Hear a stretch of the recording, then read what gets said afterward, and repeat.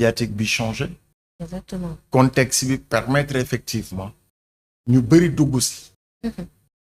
État ñëw ne fokk ma régulariser le secteur. Qui est journaliste? Qui n'est pas journaliste? Qui est technicien? Qui n'est pas technicien?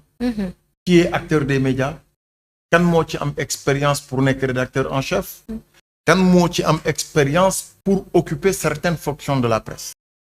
Yooyu yëpp mu nekkoon un fourre-tout. boo xam ni jéem nañ ko régulariser à travers ce que l'on appelle le code de la presse. Code de la presse bi, pour rappel, ñu ngi ko érigé par loi numéro 2 2017-27 du 13 juillet 2017.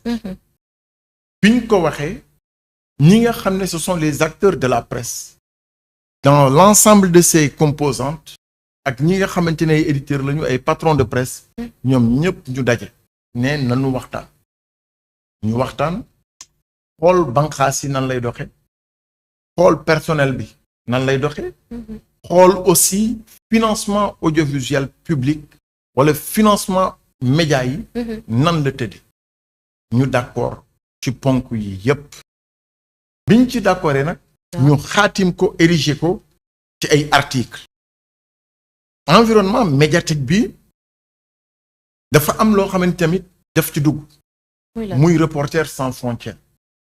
Reporters sans frontières di publier ay classement ci atum 2024 Reporters sans frontières positionné Sénégal 94e sur les 180 yi nga xamante ne ñoom ñoo tënk effectivement journalistes yi ci àdduna wërngal kap beneen bi ci ëpp solo un pays comme le Sénégal ñu enregistré si plus de 45 quotidiens su ma nee 45 quotidiens mooy ñi nga xam ne dañuy xëy di bind muy la presse écrite ñu xayma si ci lu toll ci ay rajo communautaire lu ëpp presque 20 chaînes yoo xamante ni te des rajo communautaires yoo xam ne ñu ngi ci gox-goxaan yi ñu ngi ci yenn diwaan yi di fa defi tamit benn liggéey boo xamante ni dafa engagé la presse beneen bi mooy télé rajo yi nga xamante ni c'est des radios à dimension et à caractère national ñooñu tamit ñu évaluer leen ñu toll ci une vingtaine ñu ni déetawaay mu am nag yoo xamante ni daf ñu dab muy chaîne de télévision yi yu ci mel na Sen Teranga yu ci mel na yeneen les web TV et cetera environnement boobu yépp nag ñu ni il faut qu'on trouve un médiateur un régulateur comme ni mu amee ci domaine télécommunication comme ni mu amee ci yeneen secteurs yi mu ni comme banqaas bi ñu tuddee conseil national de régulation de l'audiovisuel dañ koy taxawal mais dañu fàttee ni que ni ci conseil bi am na charte yoo xamante ni conseil bi mënu ko réguler d'accord parce que bokkul ci ay prérogatives voilà kon nag environnement bi nekk un environnement confus depuis jamonoy Macky Sall ci la loolu tàmbali ci la ñu tàmbali liggéey bi d'accord liggéey bi sax tàmbali na bien avant parce que fu jamono yooyu ku nekk yaa ngi dégg presse bi di bouillonner di wax fii di wax fële régulation bi nag ñu arrêté le code de la presse comme ni mu la ko waxee léegi en 2017 bien sûr donc mise en œuvre bi commencé wul tey c'est l'applicabilité moo tàmbali tey ministre bi ñëw le ministre Alioune Sall coïncider avec le mandat du président Bassirou Diomaye Faye ñu ni kon nag nañ ko mettre en œuvre ñu mettre en œuvre la chose sur presque le nombre de demandes yu ñu jot ñu ni kon ñoom validé nañu ci lu toll ci 258 médias yan critères la ñu teg c'est important c'est contenu dans le code de la presse ñu ni kon ñii ñu validé ñooñu ñoo mën a wuyoo réglementairement que ñoom organe de presse lañ 258 yi rajo yi ci la ñu bokk 26 télévisions la ñu validé 102 radios communautaires la ñu validé 48 presse en ligne la ñu validé 30 rajo à l'échelle nationale la ñu validé 28 presse écrite et 22 web TV ña ca des amuñu aptitude yi pour que ñu valider leen ñoom seen organe. mais Abbas après loolu dañu gis ni ñoom ci boppam wala am ñoo xamante ni génn nañu doon fustiger li nga xamante ni moom moo di liste définitive bi ñu nga xamante ni ñoom jàpp nañ ni moom la ñu génnee mais après ñoom ci boppam wala sax ñi nga xamante ñoom ñoo nekk ci ministère bi génn nañu wax ni il y a eu des erreurs te loolu tamit peut-être day dugg ci liggéey bi nga xamante ne loolu la ñu xaaral bi mu amee ubbi nañu marge pour régulariser ñenn ñi xam nga 256 la ñu njëkkoon validé bi ñu régulariser ñu jëm ci 258 léegi bu fekkente ne loolu am na jarut yoo on est dans un pays de droit dans un état de droit il faut que nit ñi am des moyens de recours ce sont les juridictions exactement dem leen ci juridiction yi ngeen def seen recours pour montrer que critères yi ñu teg vous répondez aux critères si les juridictions compétentes estiment que da nga ci war a dugg bu boobaa dinañ la jox dëgg si les juridictions compétentes estiment que li ministère bi wax mooy dëgg mais bu boobaa nag lan ngay def lu muy nga dajale say clip ak say clap fexe non régularisé maintenant il faut que l'on cherche l'efficacité dans la presse man foofu lay addoo ak yow waaw gis nga c'est pas le nombre qui fait l'efficacité dans la presse mais créons des organes forts des organes forts quand je dis organes forts tey bu fekkente ne benn say nga bëgg a def lu bari doo ci mën a àgg que les professionnels se réunissent autour effectivement des télévisions yu ñu validé ngeen jël loolu ngeen def ko des organes forts recruter des journalistes professionnels sàmm seen àq ak seen yelleef mais l'émiettement daf ñuy gën a affaiblir boo demee les grandes chaînes comme CNN mais pourquoi kenn mënu leen daaneel benn régime mënu leen yëngal parce que c'est des organes forts professionnalisme nga gis tey jii France 24 percée bi mu def en un temps record parce que dafa dem collaborer avec un organe boo xamante ni dans le paysage médiatique français yàgg na muy RFI etc. Il faut qu'on aille vers ça mooy tey jii gis nga ni que ni par exemple tel organe validé nañ ko yow validé luñu la mais créer au moins des points de convergence ngeen partager effectivement liggéey bi ku ne xëj na si d'accord mais bul nee rek sama existence wala dara soo ko defee rek da ngay def fausse route d'accord mais est-ce que tamit ci lii nga xamante ni moom la ñu nekk maanaam ci réorganiser wala xoolaat li nga xamante ni moom moo di milieu médiatique bi liggéey bi ci war wala waxtaan bi ci war est-ce que am nañ assez de temps wala jël nañ assez de temps pour que loolu yi tamit ñu mën koo taxawal est-ce que tamit acteurs yi impliqué nañ leen bu baax a baax ci mbir mi ba tax tey jii lii bi mu amee ku nekk di jóg di fustiger man gëm naa ni les acteurs sont impliqués parce que su may wax acteurs je ne parle pas d'individus ce sont les organismes les organisations yi nga xam ne moo tënk acteurs de la presse correct ci la bokk appel ci la bokk CDEPS ci la bokk etc.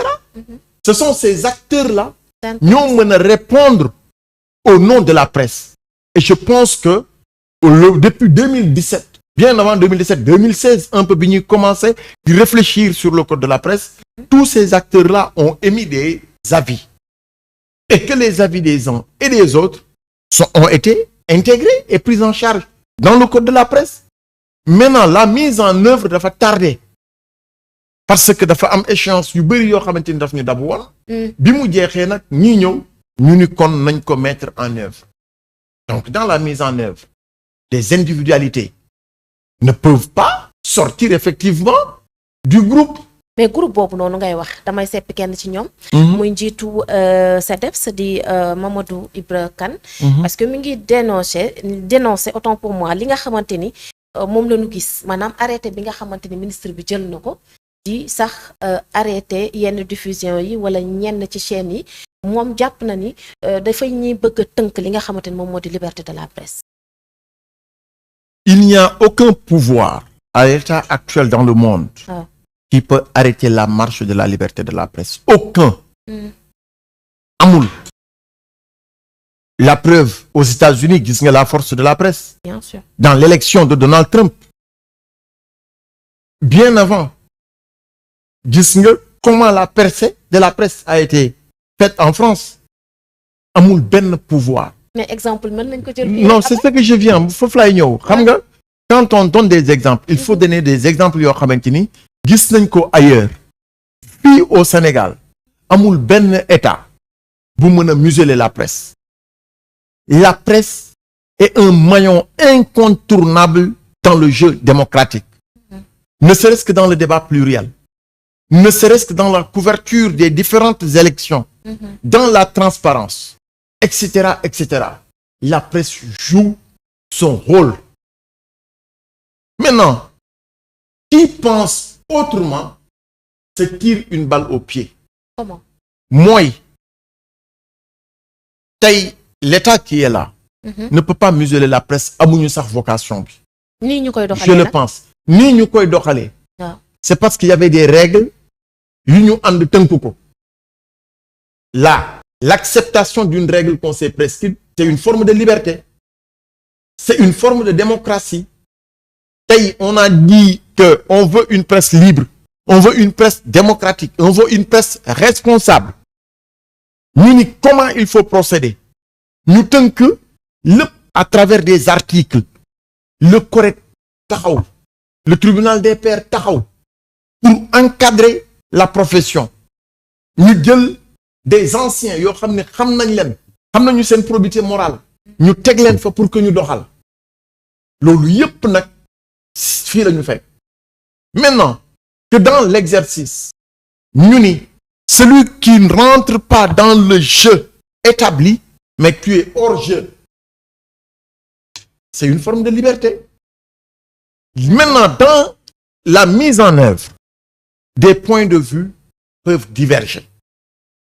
Ministre bi nag mënul xëy di communiquer tey ak Sen Teranga suba mu dem ci beneen organe gannaaw suba mu dem ci beneen organe.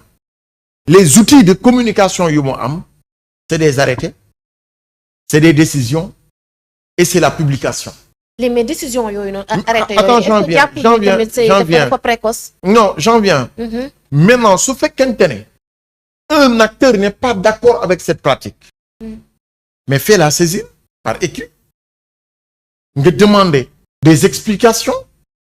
Si explication yu ñu la jox convaincre la, doyu la, mais tu cherches une audience avec monsieur le ministre parce que c'est lui la tutelle. Su fekkente ne loolu tamit doyu la, mais tu as des voies de recours. Mais je pense que nous avons tous intérêt à apaiser cette situation. Exactement. Il faut qu'on apaise la situation.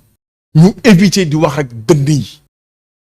Nit tey sa kilifa boo bëggee am dara ci moom am na noo xamante ni conduite boobu nga war a am. Boo ko amulee tu crées une situation conflictuelle inutile. Et l'un dans l'autre, ce sera à ton désavantage.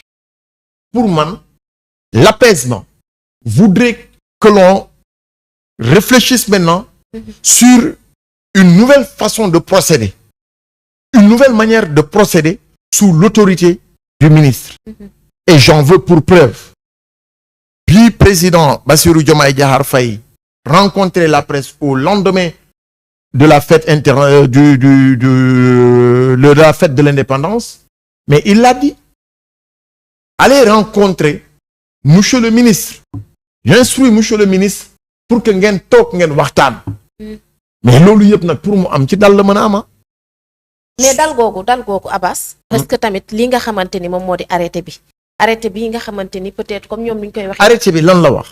arrêté bi comme niñ ci bind ñu ne carrément arrêté bi nga xamante ni moom la ministre bi jël nga xamante ci àndoo ak ki nga xamante moom moo di le ministre de l'intérieur pour que ñëpp ñi nga xamante ni nekkuñu en conformité ak li ñuy laaj ñu daal di arrêté seen ay diffusion et que tey jii Mamour Ibra Kane déjà li mu wax ni am na sa ñoo xamante ni arrêté nañu seen diffusion est-ce que tamit waxtaan wala sax ñu communiquer woon leen lu ni mel avant même ñuy appliquer li nga xamante ni moom moo di arrêté bi moo tax tout à l'heure ma lay laajte est-ce que arrêté bi gaawul ñu def ko noonu rek précipitamment.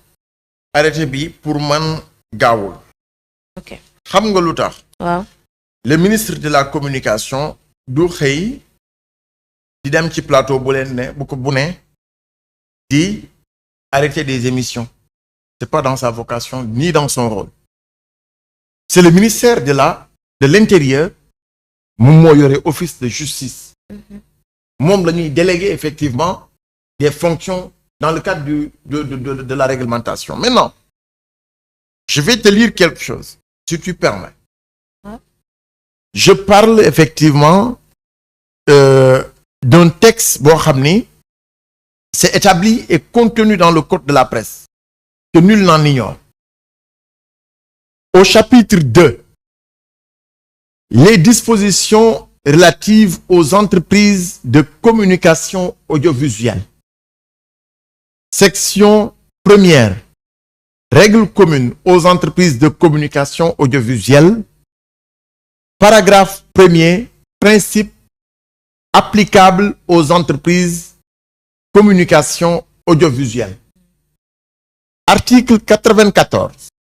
L'exercice de toute activité d'édition, de distribution et de diffusion de services de communication audiovisuelle, quelle que soit la technologie utilisée, est subordonné à une autorisation délivrée par le ministre en charge de la communication après avis conforme de l'organe de régulation dans des conditions définies par le présent code.